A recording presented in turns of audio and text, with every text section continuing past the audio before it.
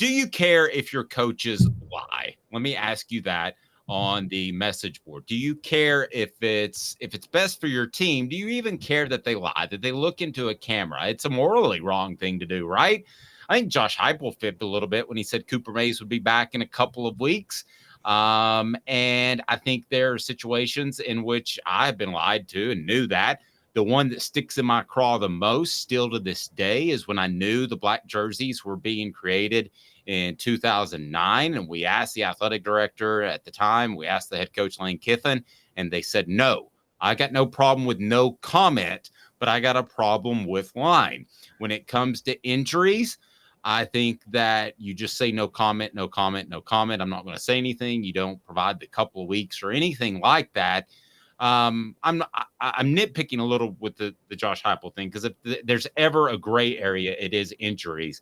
But Caleb, now we have one Brian Kelly who got caught up in a little bit of a lie. So give me some background as we bring him up on the screen. Be sure and hit that like and subscribe button. As I remind you, portions of the program are brought to you by Zen Sports, including this portion. So let me ask you, what did Brian Kelly do? Why is he suddenly a liar? Brian Kelly was on his radio show. There were rumors that he said, we're going to beat the heck out of Florida State. And he said, that's not something I would say. Well, then this 8-second clip was discovered. And it's only 8 seconds, so I'll just play it real quick. Okay, shoot it. And that's not... Sorry? Go. Yeah, go right ahead. Okay. And that's not a disclaimer of any kind. We're going to go beat the heck out of Florida State. But... yeah, it's like literally an audio of him saying exactly what he said he didn't say. Yeah, and to me, that is not a great sign of your character. But here's a simple fact, and you might not want to hear this, but 90 to 95% of the guys that get to this level of college football are probably not 100% honest all the time. Well, they're not 100% honest all the time. So you kind of take that as it comes. I think the question you have, and listen, Josh Heupel, I'm sure, was shocked by the amount of coverage when he came in at Tennessee. I mean, that he goes from probably 5 reporters to 50 from UCF to Tennessee on an average press conference. But his time at Oklahoma had to prepare him for that, right? That's fair. Yeah, good point. But you're suddenly the guy that's answering all the questions. And Brian Kelly should be more adept at this. Brian Kelly should be more aware that everything is on the record nowadays. And I'm surprised he got caught up in that. Now, does that mean he won't win a championship at LSU or wasn't a great hire? Absolutely not. It doesn't mean that. But, to get caught in a lie is not the best thing. And people will point to that if he struggles. If he wins 2 championships, 3 championships, nobody's going to point back to September of 2023 and say, remember that time he lied. So ultimately, winning cures all, right?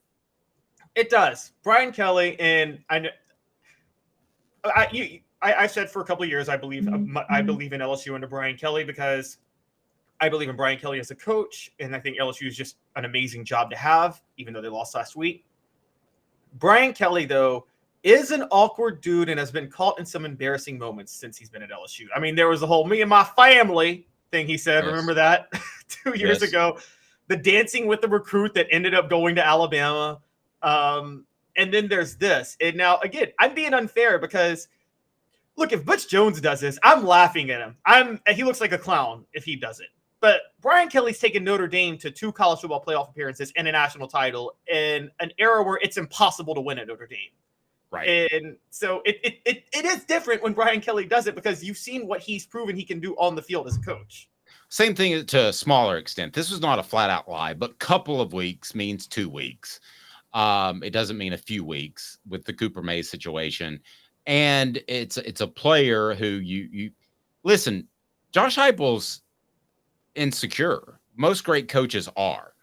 he didn't want to go out there against Virginia and something crazy happened. I'm sure he knew that Tennessee was much better than Virginia, but he didn't want something crazy to happen where they get some sort of edge because Ollie Lane doesn't play as well as they thought because Cooper Mays can't play. Every coach is insecure that this stuff could get out, and in the end, that could cost you a football game. So that's why they wanted to keep that under wraps. That's why you'll hear the talking point will be that that Cooper Mays is going to play against Florida. I mean, that will be the talking point. Whether or not he does is a whole nother issue. So you got to be careful in choosing your words. To me, that's way different than Brian Kelly just being caught in a flat out lie that has nothing to do with injury.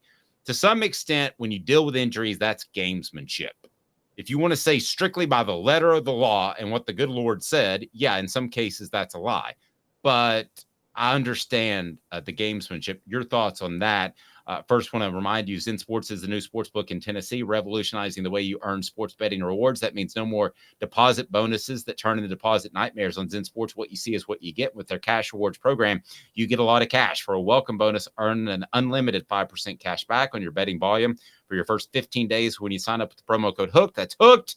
That's right. Unlimited 5% cash back. Keep betting, keep earning with up to 3% cash back on your betting volume every month after that. Refer friends to earn a percentage of their betting volume as cash rewards too. Zen Sports is bringing the cash back to Tennessee. So if you bet big on sports, you'll want to be betting on Zen Sports. Zen Sports betting just got better. Here's the thing, Caleb. If you're going to lie publicly, it makes it a lot harder for when one of your players gets in trouble. I've always said this.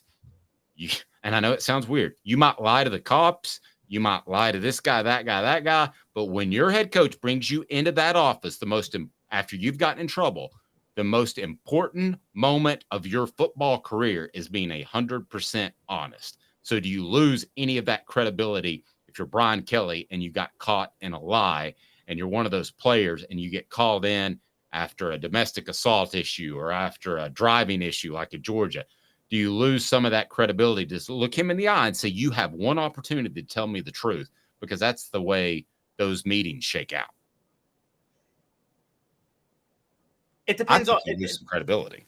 I think you do, but it also somewhat depends on how the lie comes, or if it's a lie or not telling the truth. For instance, I think Josh Heupel has a lot of credibility with his players because he did everything he could to not rat out Jeremy Banks last year. He didn't lie, but that is a great point. That is a fantastic point. Go ahead, finish that. Yeah, he did everything he could. He was forced into a question. Now, he wasn't going to lie to the media and say there wasn't a fight, because there was, but he wasn't going to tell them that there was. So he just said something, physical game, stuff happened, and moved on.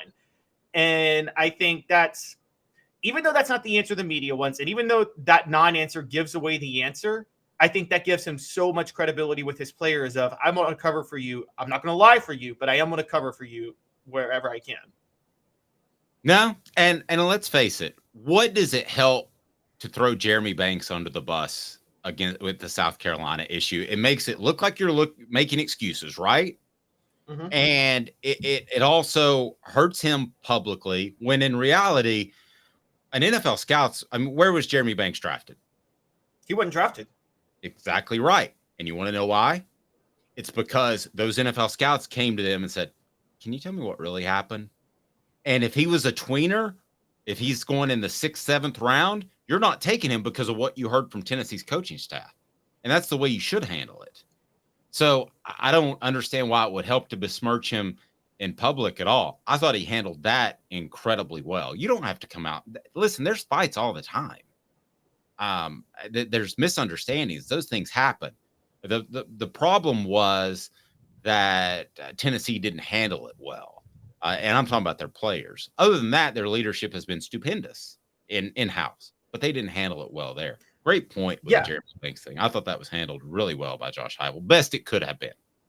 Exactly. As opposed to, funny we brought him up, but I will say Josh Ward may be moving me a little bit. Remember Derek Dooley throwing Malik Jackson under the bus? You may have been covering ESPN by this point. Yeah, I don't remember that.